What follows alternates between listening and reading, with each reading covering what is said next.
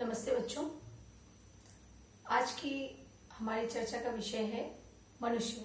आज हम सब मनुष्य के बारे में चर्चा करेंगे। मनुष्य के कौन कौन से गुण होते हैं। यहाँ देखिए, मनुष्य का पहला गुण है प्रेम, दया, सेवा, त्याग, क्षमा। ये सारे गुण मिलकर क्या बनते हैं? मनुष्यता कहलाता है। ये मनुष्य के अंदर के ये सारे गुण मनुष्यता कहलाते हैं। तो आज जो हम पाठ पढ़ने जा रहे हैं 10वीं कक्षा का, वो है हमारा मनुष्यता। मनुष्यता हमारा पद्य भाग है और आज हम उसके बारे में जानेंगे। तो चलिए शुरू करते हैं हम अपनी कक्षा। आज जो हम कविता मनुष्यता पढ़ने जा रहे हैं, उसके कवि हैं मैथिली शरण गुप्त। मैथिली शरण गुप्त को हम लोग राष्ट्र कवि के रूप में जानते हैं। इनका जन्म 1886 यानी कि 1886 में झांसी के करीब चिरगांव में हुआ था और इनकी मृत्यु 1964 यानी कि 1964 में हुई थी। गुप्त जी राम भक्त कवि थे और इन्होंने अपनी कविता में विशुद्ध खड़ी बोली का प्रयोग किया है। अब हम जानेंगे कविता के बारे में। मनुष्यता। विचार लो कि मरते हो, न मृत्यु से डरो कभी। मरो परंतु यूं मरो कि याद जो करें सभी। हुई न यूं सुमृत्यु तो वृथा मरे वृथा जिए। मरा नहीं वही की जो जिया न आपके लिए। वही पशु प्रवृत्ति है कि आप ही चरे। वही मनुष्य है कि जो मनुष्य के लिए मरे। अब मैं इसकी व्याख्या करूंगी, सुनिए। विचार लो कि मरते हो, न मृत्यु से डरो कभी। हे मनुष्य, कवि कहते हैं, हे मनुष्य, आप ये विचार कर लो कि एक न एक दिन आपको मरना है, अर्थात आप मरते हो, इसलिए कभी भी मृत्यु से मत डरो। मरो परंतु यूं मरो कि याद जो करे सभी। अगर तुम्हारी मृत्यु भी हो तो तुम इस तरह मरो कि तुम्हारे मरने के बाद भी लोग तुम्हें याद करें। हुई न यूं सुमृत्यु तो वृथा मरे वृथा जिए।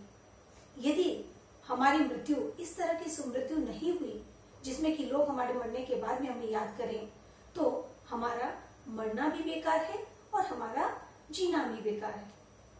मरा नहीं वही की जो जिया न आपके लिए। कवि कहते हैं कि वही व्यक्ति कभी नहीं मरता जो स्वयं के लिए नहीं जीता है, हमेशा दूसरों के लिए जीता है।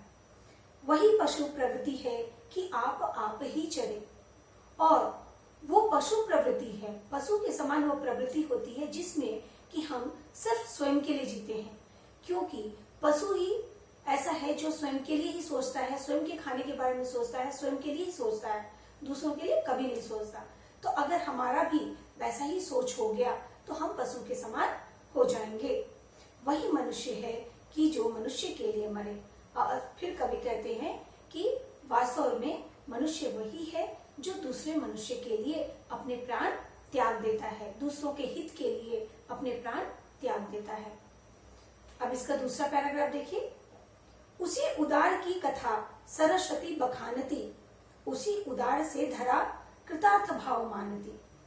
उसी उदार की सदा सजीव कीर्ति कूजती। तथा उसी उदार को समस्त सृष्टि पूजती। अखंड आत्म भाव जो असीम विश्व में भरे। वही मनुष्य है कि जो मनुष्य के लिए मरे। फिर कवि कहते हैं कि उसी उदार व्यक्ति की, यानी कि जो व्यक्ति दूसरों के लिए जीता है, हमेशा दूसरों की मदद करता है, स्वयं के लिए ना सोचकर दूसरों के लिए सोचता है, वो व्यक्ति उदार कहलाता है। और उसी व्यक्ति का सरस्वती भी कथा बखानती है, अर्थात इस संसार में हमेशा उसके बारे में कहा जाता है, सुना जाता है। उसी उदार से धरा कृतार्थ भाव मानती। और वैसे ही उदार व्यक्ति से भी ये धरा, ये पृथ्वी जो है, उसी उदार व्यक्ति का कृतार्थ भाव मानती है, यानी कि ये धरा जो है ऐसे व्यक्ति से अपने आप को कृतार्थ मानती है। उसी उदार की सदा सजीव कीर्ति कूजती। और वैसे ही उदार व्यक्ति का यश इस संसार में फैला रहता है, यानी कि वही व्यक्ति हमेशा याद किए जाते हैं। तथा उसी उदार को समस्त सृष्टि पूजती, और वैसे ही उदार व्यक्ति की ये संसार में पूजा की जाती है। अर्थात हम सब उस वैसे ही व्यक्ति की पूजा करते हैं, उनको याद करते हैं, उनके प्रति हमारे मन में श्रद्धा होती है। अखंड आत्मभाव जो असीम विश्व में भरे, जो व्यक्ति अखंड आत्मभाव यानी कि वो व्यक्ति जिसके लिए पूरा संसार ही अपना है, अखंड रूप से यानी कि बिना किसी भेदभाव के वो जो है इस पूरे संसार को, इस पूरे विश्व को अपना मानता है और उसमें अपनेपन की भावना भरता है, वही व्यक्ति जो है उदार कहलाता है। और ये सृष्टि, ये संसार उसी व्यक्ति की पूजा करता है। फिर कभी कहते हैं वही मनुष्य है कि जो मनुष्य के लिए मरे, और वास्तव में वही मनुष्य कहलाने योग्य है जो दूसरे मनुष्य के लिए अपने प्राण त्याग देता है। अब इसके आगे की पंक्तियां इसके आगे के पैराग्राफ हम लोग अगली कक्षा में पढ़ेंगे।